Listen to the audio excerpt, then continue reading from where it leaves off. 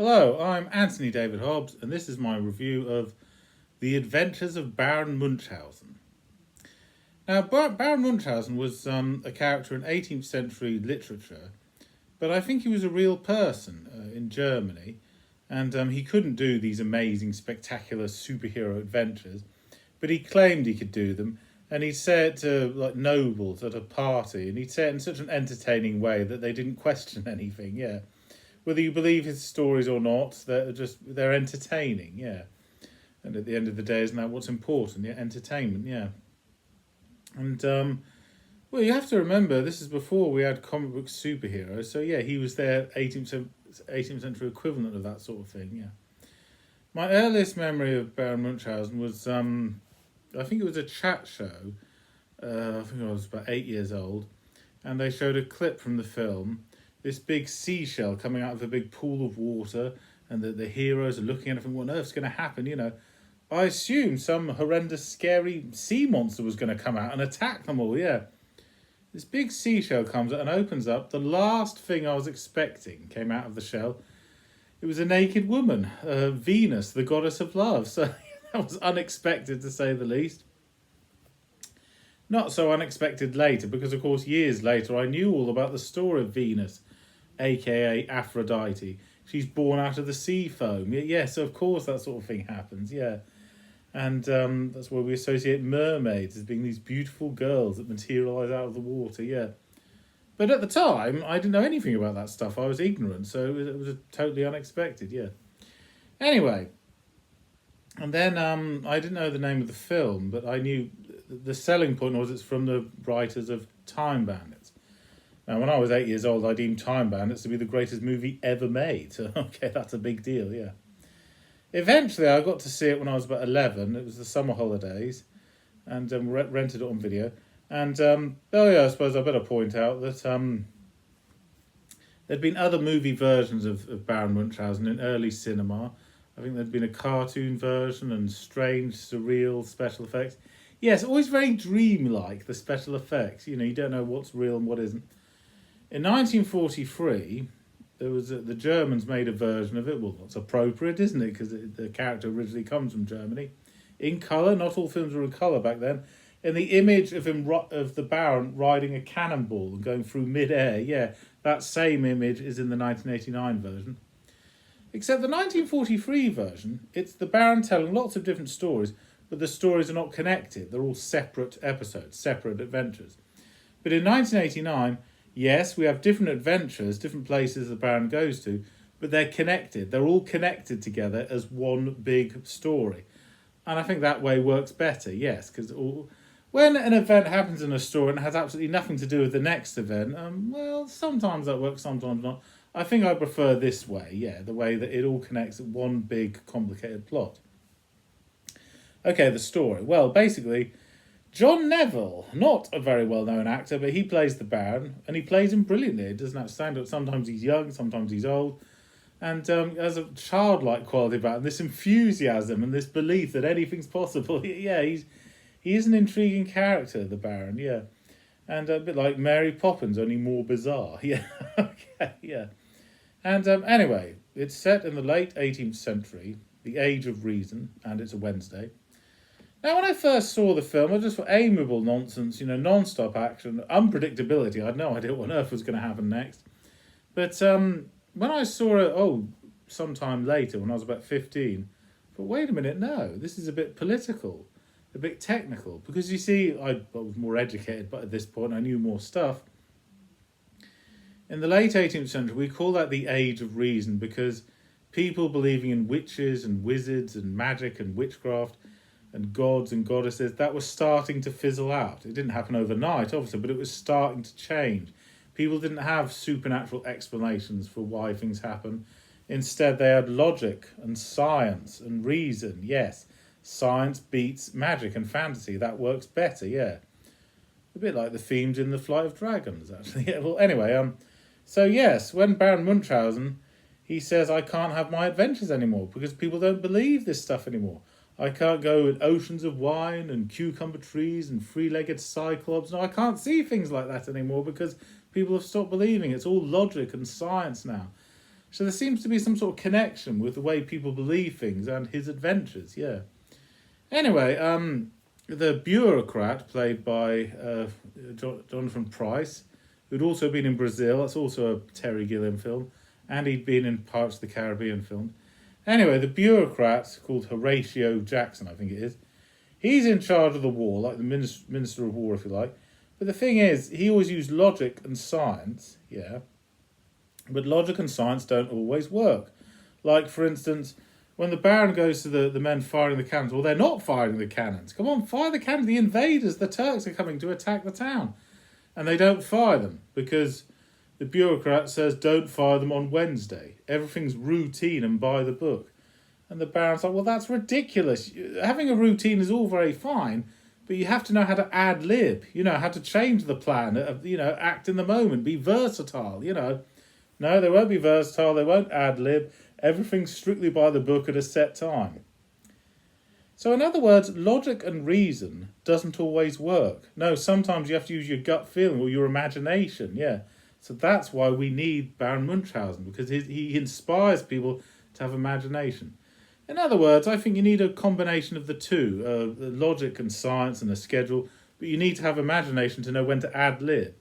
And of course, you need imagination to boost morale. Well, speaking of boosting morale, before we meet the Baron himself, there's a theatre play in this town that's under attack. It's at war, but it's a play about Baron Munchausen, and they use special effects, or 18th century special effects, to make him be eaten by a big whale and then pulled out of its blowhole.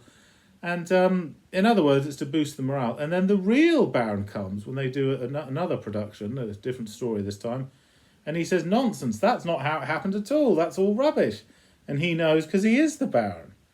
Now, the people are all under the impression that Baron Munchausen isn't really just in stories, and then the real one comes up. So there's something intriguing about that. People have been brought up to believe this character doesn't exist, and then apparently he did all along, they just didn't know it. A bit like in Prince Caspian, yeah, or in the movie Hook, when Peter Pan is fictional, and then apparently he was real all along, yeah. Anyway, he says what really happens. I started this war because of the bet he had with the Turk, and he won the bet. And the Sultan didn't like that, so declared war on. Was after him. Technically, the Sultan is after him, not after the town. Yeah, so that's why there's all this carnage and destruction. Yeah, and we get also like elements of the Wizard of Oz, because when he sees his servants, Adolphus, Gustavus, and Albrecht, and Berthold. But they say, my name's Desmond. He's called Bill. We're actors. We're not figments of your imagination. So he sees people that look just like his servants in the real world and not in the fantasy world.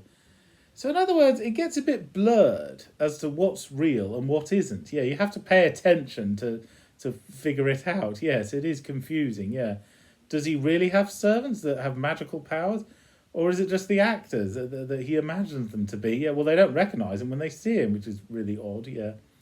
Anyway, then, three of the women in the audience, no, they're not in the audience, they're the actresses, and two of them play mermaids, because later we see Venus, goddess of love, and there's a fake big whale, later we see a big sea monster. Anyway, well, they basically say, we're desperate, we all might die any day soon. If you truly are the Baron, will you save us? And he says, I will save you, but you have to do me a favour. I want, remove your knickers. How is that going to help save the town? Well, it makes sense. He constructs a hot air balloon made entirely out of women's underwear. Yeah. Was women's underwear strong enough to withstand the pressure of hot air? Well, apparently it does, yeah. So he decides to go to the moon. Oh, that's nonsense, of course. I even knew that at the age of 11. But you have to understand this is on 18th century terms. And the hot air balloon was quite a new invention. They actually believed you could go to the moon if you flew high enough, yeah. So, you can, but not with a hot air balloon. No, you need oxygen equipment, yeah. But, in other words, it's based on what people used to believe, yeah. Anyway, so they go to the moon with Sally. Yes, like Time Bandits, we have a lead character that's a child, seen from a child's perspective. This time it's a little girl called Sally, and she boosts the morale of the Baron whenever he decides to give up, Yes, the Baron is a very strange character. Sometimes he's full of enthusiasm, another minute he gives up all hope, yeah. Anyway, they go to the moon, they meet the King of the Moon, who's off his head, literally off his head, because he has a removable head that floats in the air, played by Robin Williams. But when the credits go up at the end, Robin Williams is not credited. Why is this? I really don't know. Well, I'm guessing it's because he thought you shouldn't expect people to just go and see a film just because it has big names in it, if it's a genuinely good story in itself. Well, yeah, that's all well and good, but big names are good advertising, yeah. Anyway, they go to the moon, and the theme of marriage. The King of the Moon, the Queen of the Moon sometimes they like each other, sometimes they can't stand each other. Later, when the Baron, he climbs down the moon of a piece of hair like Rapunzel, and as you do, falls down through the earth, lands inside a volcano, and we meet Vulcan, aka Hephaestus, the smith god. He's married to Venus, the goddess of love, and again, they have a love-hate relationship. Yeah, so the idea that marriage doesn't always work, it's not the be-all and end-all. It's supposed to be, but in this case, yeah, they 1 minute love each other, 1 minute they can't stand each other, yeah. Oh, yes, and Oliver Reed plays Vulcan, the smith god, because he does it with a northern accent, because like a Yorkshire miner. I don't know if Americans will get that joke, but yes, because, many years ago, the best miners in England were the Yorkshire miners, and he's a smith god that makes things out of metal and stuff, yeah, and does lots of digging in the caves, yeah. Anyway, finally, they go through the water, a big whale eats them. Oh, no, it's not a whale. A whale doesn't eat them up because whales can't be perceived as monsters. Not in the late 80s, no. Because they had that campaign, Save the Whales and all that. So they go inside a pretend creature, a sea monster, a fish that has a blowhole, basically. And when they're inside it, they meet the last of the servants. So we've got Albrecht, Berthold, and Adolphus and Gustavus. They're inside this whale, they're inside a shipwreck inside a whale. And Gustavus says, we're all dead here, this is heaven, or is it hell? Well, either way, we're dead. So there's no point saving this town because we're already dead. What's the point? Why bother? And then the Baron gives up again, yeah. And that's a scary thought, that. Can you be dead and not know it? Can you be alive and not know it? And that is a scary thought, yeah.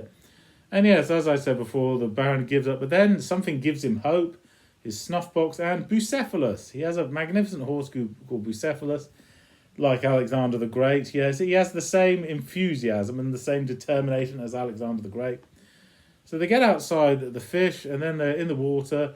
They've got a lifeboat, and then the Baron pulls himself out of the water while he's sitting on the horse by pulling his ponytail up, so he levitates in the air. It's silly nonsense, but the way it's done, yes, you just believe it. If the Baron says so, it can be done, yeah. And then his servants with their superpowers, they help the Baron fight the bad guys. For me, the greatest, most impressive scenes when Berthold can run so fast. He can run faster than a bullet, so he saves the Baron by getting a piece of metal to stop the bullet attacking him, yeah. And, I'll wrap this up by saying, yes, it is very weird and wacky, but you get used to it and play along with it, but nothing could have prepared me for that ending, so big spoiler alert here. He saves the town by using flights and fantasy elements, and the bureaucrat who uses science and logic, he shoots him, he kills the Baron. What do you kill him for? He just saved the whole town because he's stealing the bureaucrat's thunder. Yeah, no one looks up to him anymore. Oh, so he's a sore loser. He's jealous, basically, yeah. And the Baron is dead. Very, very sad indeed. And then the Baron is alive again and telling all the people in the theatre the story. And that was my greatest adventure ever, yeah. And you're thinking, oh, good grief, it was all just a story all along. So you're disappointed, yeah. Then this happens. Apparently, they look outside, they open the gates of the town, and all the Turks have gone. So what the heck does this mean? So the Baron, his magic power, he has the power to make a story come to life. That's one heck of a super. Either that, or when nobody was looking, he went backstage, got his servants, fought off all the Turks, and then came back again and told the story. Well, interpret it however you see fit, but this much is clear. It's a great feel-good factor movie. If you're in a bad mood, this will definitely cheer you up, yeah. The time of innocence, the time of excitement. And Baron Munchausen could give enthusiasm to just about everyone. Okay, thank you for watching. I'm Anthony Hobbs, and I'm never bored.